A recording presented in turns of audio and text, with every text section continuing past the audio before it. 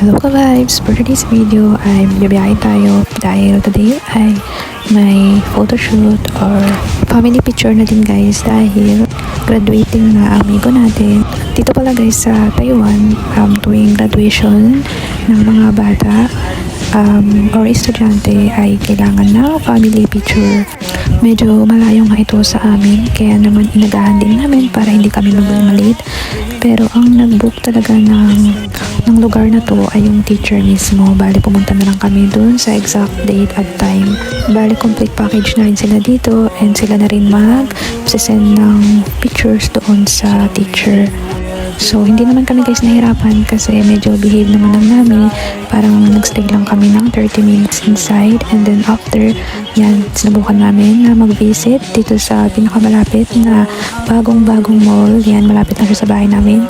I think, within 10 minutes from bahay, makakarating ka na dito. But since nga na galing kami dun sa location namin kung saan may photoshoot, bali mga 30 minutes siya.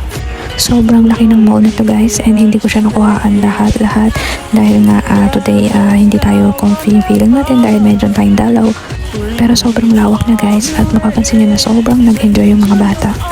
So mula bahay nga ay 10 minutes lang to, pwede ka na magmotor lang, makakapunta ka na rito and sobrang lawak niya at 2 building siya, sobrang laki talaga. So yan, kulang ang buong araw nyo para malibot to, kaya naman next time babalik ulit kami. Tapos guys, mapapansin nyo na meron silang pa-park, ayan. Tapos guys, 6th floor pala siya. Pero plano talaga namin magpunta sa outdoor, but since nga summer, sobrang init, we decided na magpunta ng mall, yan, free aircon. Kasi sobrang init sa labas guys, summer na. Tapos nag-lunch na rin kami.